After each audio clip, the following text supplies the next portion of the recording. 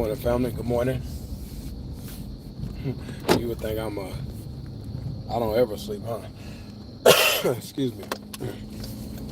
So I've been instructed to come on here again, and right now God want me to bring this to your attention. If you are waiting for Him to bless you, the name of this live is. Are you waiting for God to bless you? Yeah. It's the name of it. Hold on.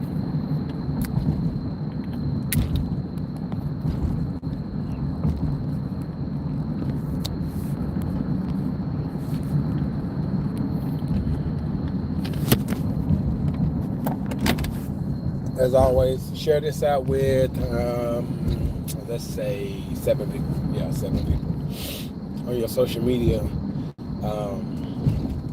What you call it, but would be good too. So God wanted me to present this to you. If you are waiting for Him to bless you, come on, how you gonna? Come on, how you gonna turn it 2 lanes? 2 lanes, 2 lanes. So to give you an example, right? I have an 8-year-old. He have a Xbox One. He want a PS5. Now, the way he treat his Xbox One has everything to do if he's going to get a much more expensive game system that is known as a PS5. He get mad at the game because it's cheating. In other words, it's not going his way. As I explained to him, it is the computer. You're playing against the computer. It is designed to have the upper hand over you, right? So you're getting mad at the game because they on your head, pretty much. It's beating you. It's the computer. It's designed to beat you. You get mad because it's beating you, pretty much. So when he get upset, his attitude stinks, right? Now I'm going somewhere with this. If you want God to bless you, my son want me to bless him with a PS5, but based on how he treat his Xbox One, it determines if he's going to get the PS5 and when he's going to get the PS5, right? So he get mad at the game and, he, under his breath, say this is dumb, stupid, or whatever. I don't tolerate that, So if I'm around, he'll kind of mumble it. But I'm always listening because I'm always watching him. Even when he don't think I'm watching him, I'm always watching him, right? So sometimes he'll accidentally drop his controller on a hardwood floor. Well, it's not hardwood. It's something else now that we've moved. And I always tell him, do you actually think I'm going to get you a PS5, which is a more expensive game system, and you're not treating this one that you have correctly? Like, you getting mad, and why would I buy you something where it's only gonna make your attitude worse? I'm not doing it. And I tell him, it's not that you don't deserve the PS5, because you do. But you have to show me that you are responsible enough to where, for one, your attitude. 2, regardless if you get mad, you're not going to be destructive, right? And I tell them, it's not that you don't deserve it, because you do, but in this case, you have to show that you responsible enough, basically you have to earn it, right? So it's the same thing when we want God, or we expect and ask God to bless us, however that may be, right? Whatever that is that you are asking of God, whatever I'm asking of Him. And the thing is, He is seeing how we are managing our finances.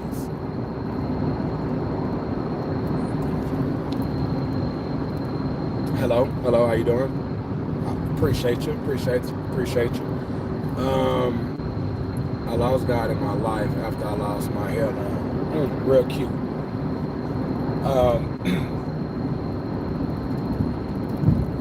Mind you guys.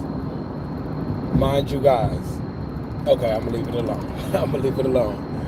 The man told me not to entertain things so we're gonna leave it where that's at. All right.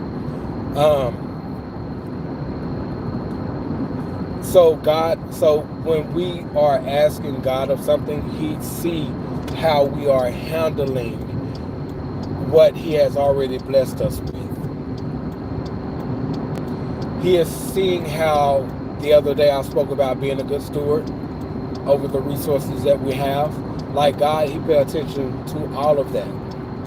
We can't expect Him to bless us with something, or bless us with more, and we're mismanaging the resources that He has already blessed us with.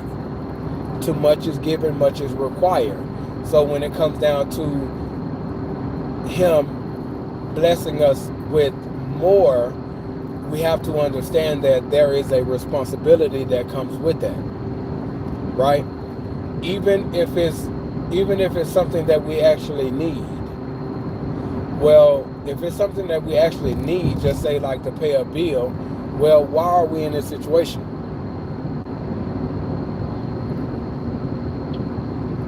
Are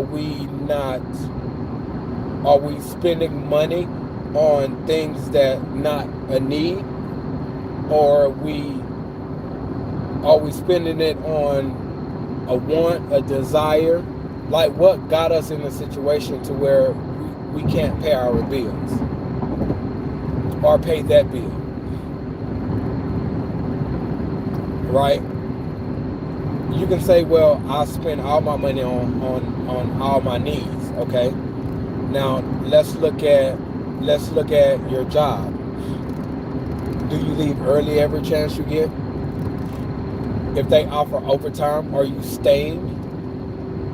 Or you like, bump this, I'm out of here? Because if you can stay at work a little longer, and you know that bill is coming, or whatever that responsibility is that's coming, you have the opportunity to actually stay longer to make the money. Like, He look at all of this. So we can ask Him all day long for an increase or whatever that is, but He's going to look at what are we doing with the resources that He has already entrusted us with. If we're mismanaging what He has already blessed us with, then it's not that we don't deserve it, we do. But if we have bad spending habits, if we're not taking care of our responsibilities, how can we expect Him to bail us out if we're not doing what we're supposed to do? Because what happens is, if we have bad habits, and He can provide a way out, but with Him providing a way out, like, He know what we're going to do with it. Or are we going to actually spend it, put it towards what it's supposed to go to? Or whatever we're asking God, like, can you make a way for me to take care of this? It's a legitimate need. If He do that, is all of it going to go towards what we said that it's going to go to? How you doing? Now, okay, cool. It's going to go towards all of that, right? Now, did we learn our lesson? Now, if he bail us out, are we going to start handling our responsibilities, prioritizing, or are we going to get ourselves back in that same situation again, only to ask him to bail us out again? Like he know what we're going to do. So if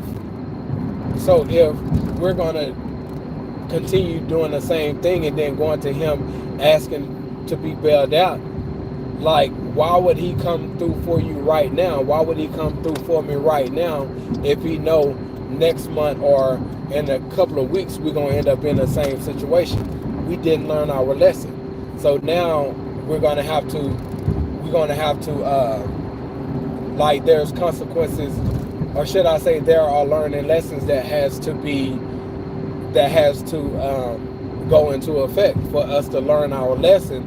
So whenever he do provide a way out, we've learned our lesson. He know we've learned our lesson. So he provides. Now we can begin to manage our resources. So it's not that we don't deserve it. It's just you have bad spending habits. Like, you're not learning your lesson. And if I keep bailing you out, you're never going to learn your lesson. So you might have to experience a loss. You know what I mean? Like, whatever the lesson is, whatever the consequences are. You know, so if we want God to bless us, however that is, for you know, us individually, first of all, what are we asking? Because Jesus said, you ask anything in my name, then my Father will give it to you. Now we have that asking God to, it has to be in his will. If it's not his will for us to have that, for us to move there, then it's not going to happen. Because again, all that God plans to bless us with, it's already in his plans. It's already in the blueprint. So when we ask in Jesus' name, based on if we're going to get it or not, it has to be God's will. So if you are asking, if I'm asking for something in Jesus' name and it's God's will already, then cool. We are a rightful, legitimate recipient of whatever that blessing is. Right? Now, if he might not bless us with it right then and there, physically, in the spiritual realm, we already have it. Because it's already in his plan. Some things he blesses us with without us even have to ask. Other things that he blesses us with, he's waiting for us to ask. Some things that he's waiting to bless us with, we don't have to do anything. Us receiving that blessing is not, it has nothing to do with us doing something. On the other hand, there are certain things that we ask God for. If it's in his will, then it requires faith. Now, when it comes down to faith, it's either believing that he's going to do it without a shadow of a doubt, without no doubt, without no worrying, without second guessing it, without coming up with a backup plan, a plan B. Like, it's believing wholeheartedly, believing in your mind that it's already done. When it comes down to certain things, it's his will. That's all that's required. Right? Now, there are things that we are asking him to do on our behalf that requires faith. but action to it. Believing it, and now it comes with action. How do we know what that is? He would give us instructions in what to do. And it is in obedience, us carrying out those instructions, showing that not only we believe, but we also have faith.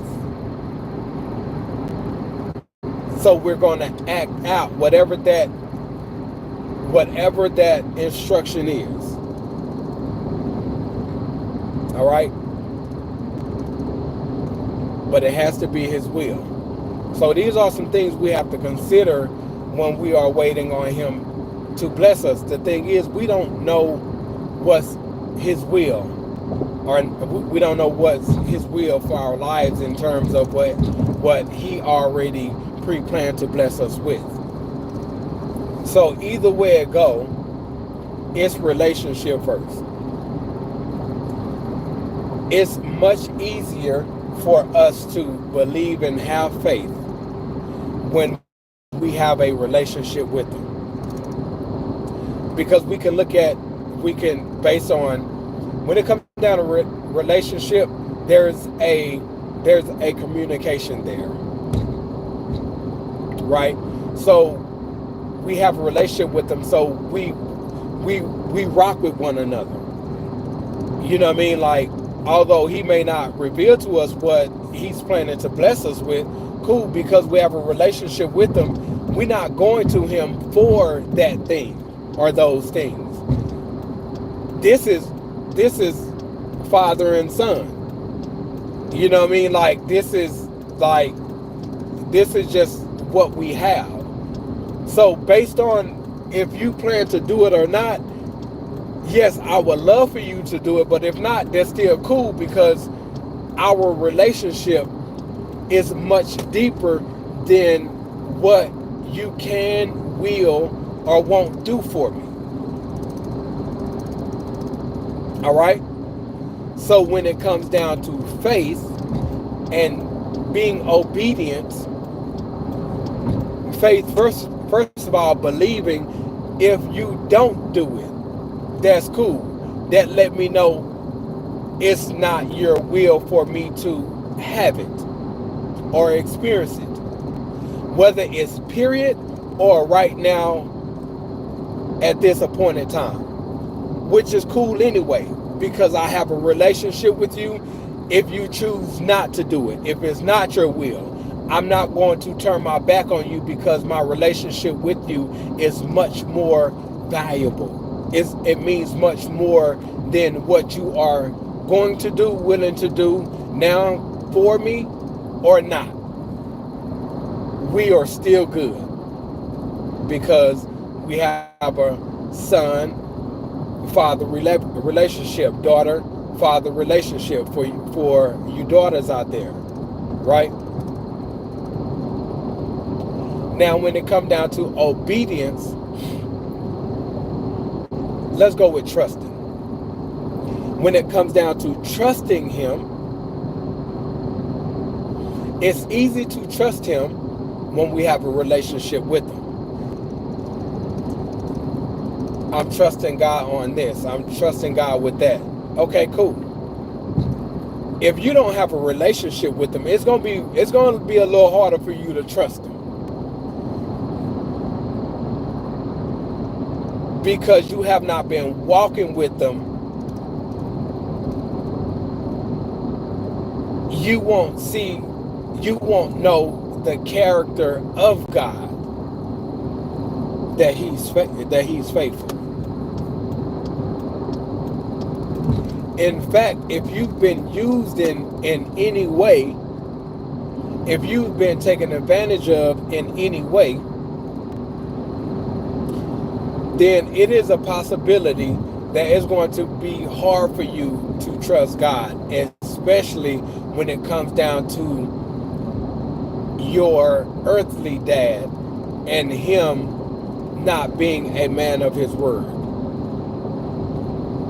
It's going to be hard for you to trust your Heavenly Father. But when you have a relationship with them, that's different. What am I saying? Cultivate that relationship with Christ. Make that your motivation. Make that your goal. Make that your everyday. Make that your life. All right? So when it comes down to believing God, because you have a relationship with him, you can take him at his word. You will believe his promises. And because you know one of his characteristics, like him being faithful, you know you can bank on his word because he's faithful. You can hold on to his every word because you know he is faithful. Because you know him personally. You know, according to his word, that it is impossible for him to lie. So because you've been walking with him, like, you know that to be true for sure. Now when it comes down to obedience, all those things come into place. All of those things is very important. Why is it important? Because when the instructions are calling you to be obedient, you know the person, you know the character of your Heavenly Father, it's easier for you to be obedient. And because you have a relationship with him, it is much more easier for you to be obedient, as opposed to you not having a relationship with them. You being obedient is going to be harder for you to be obedient because you don't really have a relationship with them. You don't know if you can trust them, especially when it requires you to be patient. For him to show up on your behalf, when you have to be patient, you're going to doubt, you're going to worry, you're going to have fear. Chances are you're not going to carry out the instructions to its totality. So when it's God's will for your life, whatever that blessing is, he's waiting for you to be obedient. Chances are you're not going to get that blessing, at least not right now, because you wasn't 100% obedient. So a lot of you are waiting on God to bless you, however that is and whatever that looks like. Then these are some things that will get God to move on your behalf. And these are some things that is keeping him from moving on your behalf. So are you waiting on God, or is he waiting on you? Is it his will, or is not his will? Check your faith level. Most of all, check your relationship with them, because that has everything to do with it as well. Again, when it comes down to God blessing you, some things like he do it doesn't require you to take action on anything. He just planned to bless you anyway.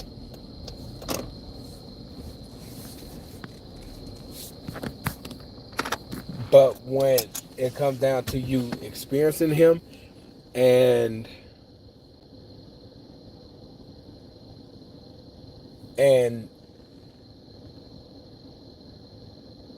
things that you really need him to move on your behalf, that is calling for your obedience, the foundation of it is relationship. You don't really know me like that. So if I tell you that I'm going to bless you with something that you may need, right? You're going to be like, what are the odds of him actually doing it? Like, he don't know me. I don't know him. So it's going to be hard for you to take me at my word. However, if you have a relationship with me and you know I stand on my word, you know that my track record is is um, is uh, is valid, then it's going to be easier for you to believe me at my word. Take me at my word, right? But if you don't have a relationship with me, it's going to be hard for you to believe me. I mean, it makes sense. Why would you believe me? You don't know me like that. Now, if um, when it comes down to trusting me, you have to get to know me. You have to like really learn my heart, my character. Like you have to spend time with me to get to know me on a deeper level for you to trust me, right? So when it comes down to God and him moving on our behalf and blessing us and doing all these amazing things for us, and like how can, if you don't have a relationship with him, how can you believe him? How can you then trust him? Like, how can you believe that his promises are true if you have not been walking with him? How can you trust that he's going to move on your behalf, have faith in him? How can you? When it comes down to God, like when we ask God to bless us or ask him to move on our behalf, and if it's his will,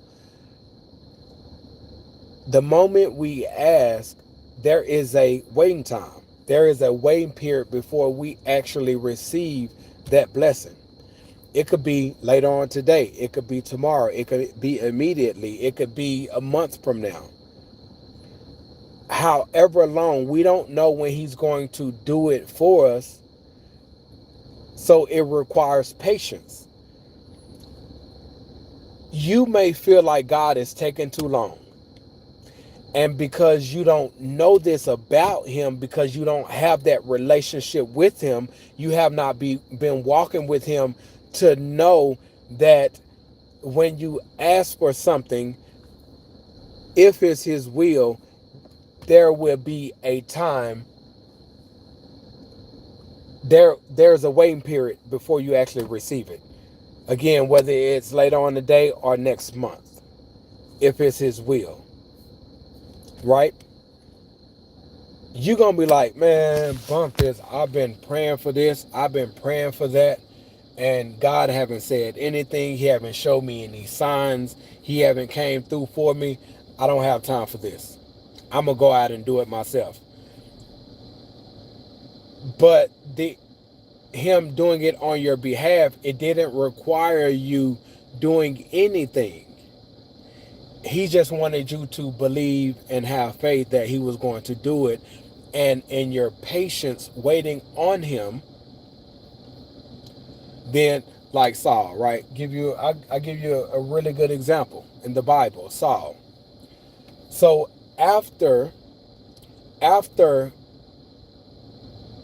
I spoke about 100% obedience a minute ago, after God sent Samuel to see Saul because he had anointed him as king, he gave him specific instructions, what to do and what not to do. Saul went and did, he wasn't 100% obedient. He went and did what God told him to do, and he also did what God instructed him not to do.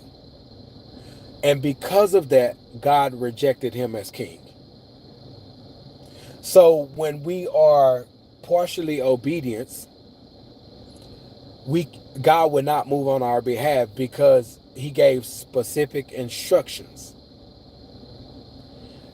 So we're waiting on God to move on our behalf, but we have not been 100% obedient.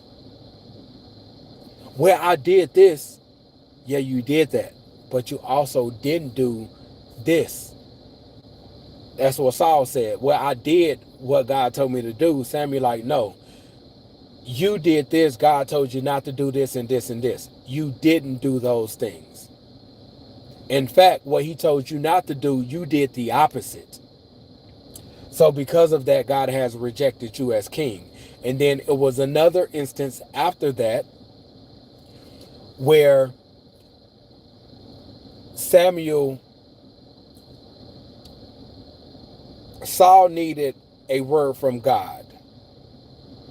Samuel went on his behalf and prayed to God. So Samuel told Saul, basically, be patient and I will come back on this day, right? That day came, and it looked like Samuel wasn't going to come back with word from God. So what Saul did, he acted anyway.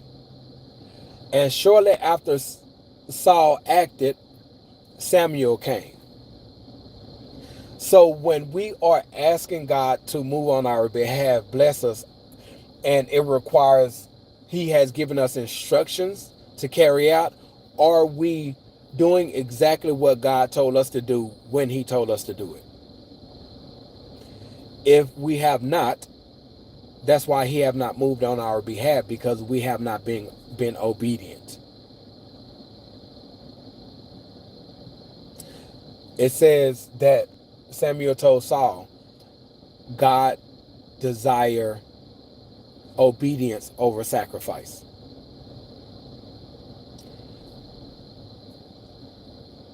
So when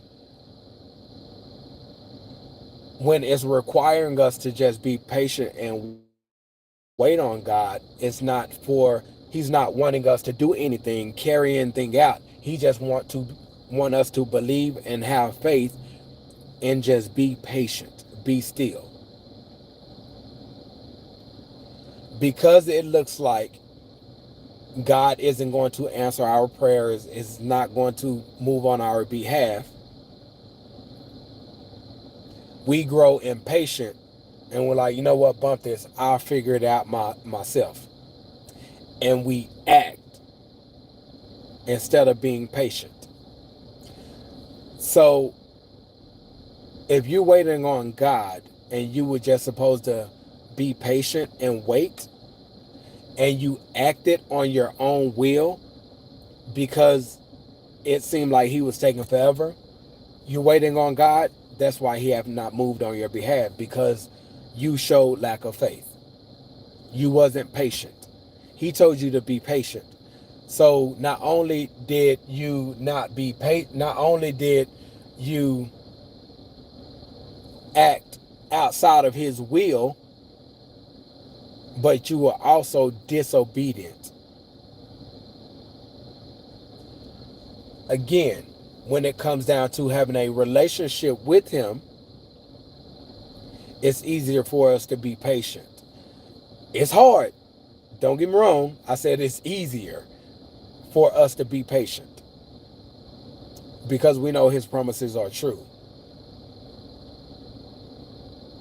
Sometimes we might still lean to our own understanding because we're not sure if that's what God told us to do or if he said he was going to, you know what I mean? Like, we're not sure. But the closer we are to him, it's easier for us to be patient. It's easier for us to trust him. It's easier for us to believe and have faith in him. What am I saying? In addition to all that I've said as it relates to God blessing you, moving on your behalf, creating an opportunity for you, you have to know where it falls in.